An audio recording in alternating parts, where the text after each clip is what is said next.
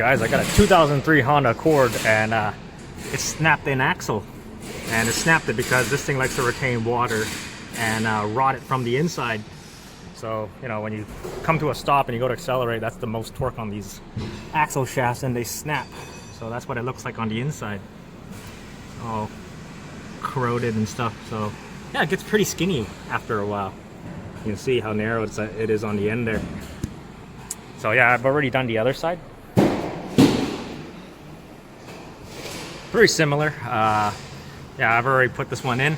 The only difference is that this one's a half shaft, and you just gotta pop it out by hammering on the back of that axle there to get it out. And what I use is a pry bar, right? And I just hit it on the back of this to pop that axle out.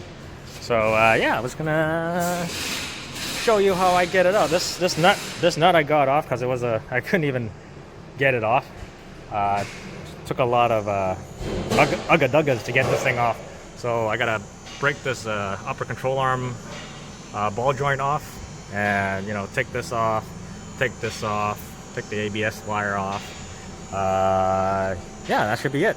Hopefully this bolt back here always likes to snap, so I always use the heat. That's why I have the torch over there. So yeah, I gotta heat that up.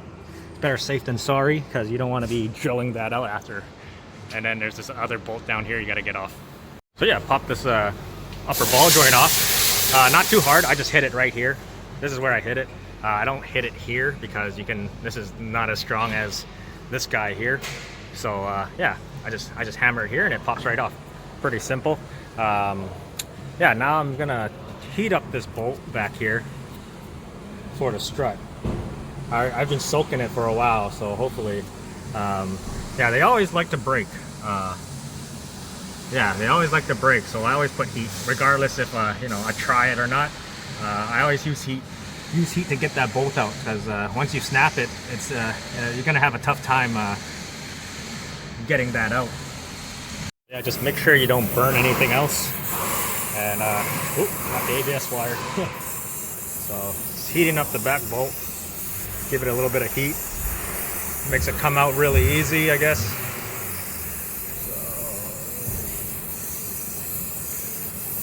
So I just do it on the outside of that knuckle. No, not really knuckle, I call it a fork.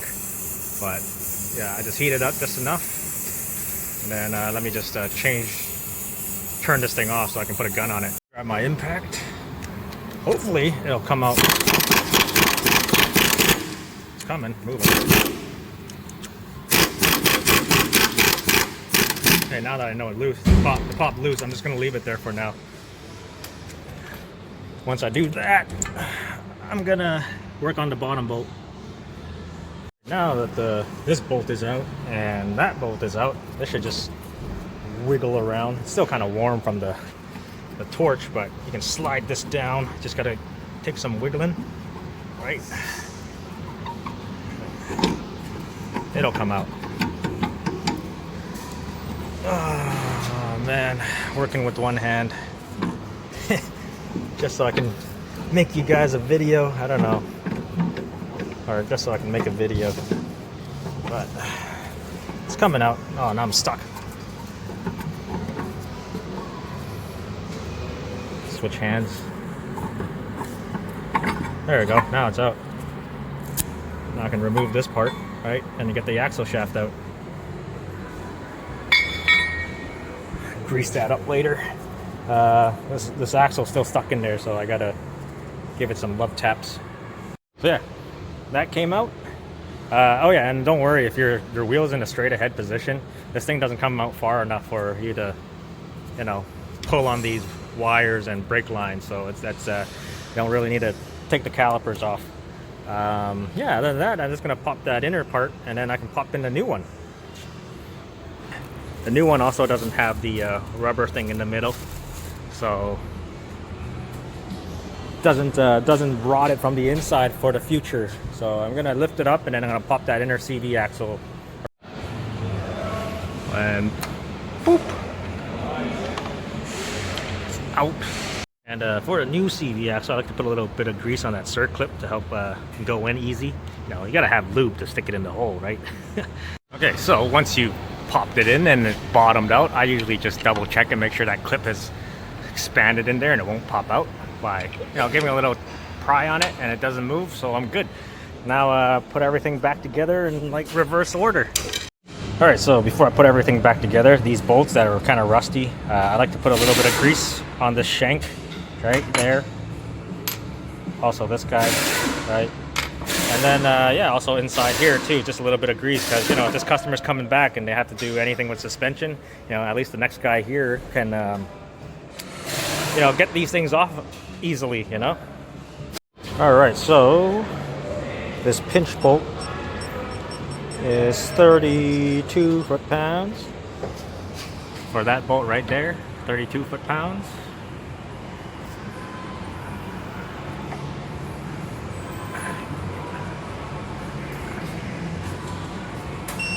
There we go.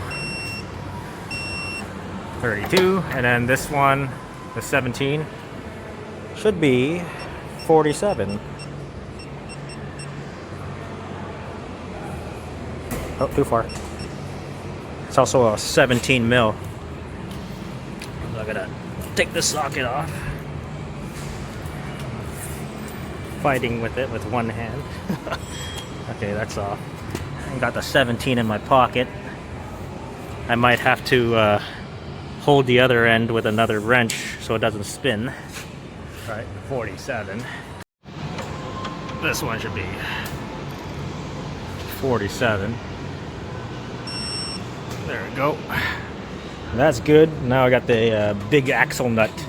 All right, so find yourself a sacrificial screwdriver and stick it in between the rotors and the caliper bracket, right? And then we're going to tighten that axle nut. All right, so this axle nut's going to get 181 foot-pounds. I got my screwdriver in there and just got to... There we go. So yeah, 181 foot-pounds. Like I had another video where somebody was saying, "Hey, you didn't stake the axle nut." Yeah, I did. I don't think I needed to put it on the video because it's like it's kind of common sense to stake the axle nut. And I also staked the other side too. Upper ball joint, I just give it a couple hugga-duggas or ugga-duggas until the hole for the cotter pin lines up, and that's pretty much it. And then now I just put all this other stuff back together: brake lines, ABS wire, and yeah, that should be it. Then I'm going to take you onto the other axle that did not break, and I'm going to cut open that rubber boot and see what it looks like. So I cut the band off. I can just slide this up, right? Let's see if I can slide it.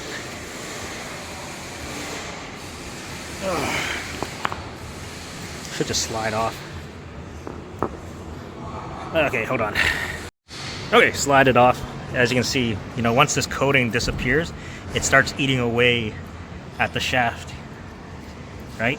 And then eventually eats away enough that it completely just rots away. You can see on the inside here how well this thing's going to show. Yeah, see, it just crumbles inside, and then this thing just gets smaller and smaller, and then eventually it's just going to snap. So that's what happened here. So not as bad on the other side, but I still recommend it, right? Because this will eventually turn out like that over time. So yeah.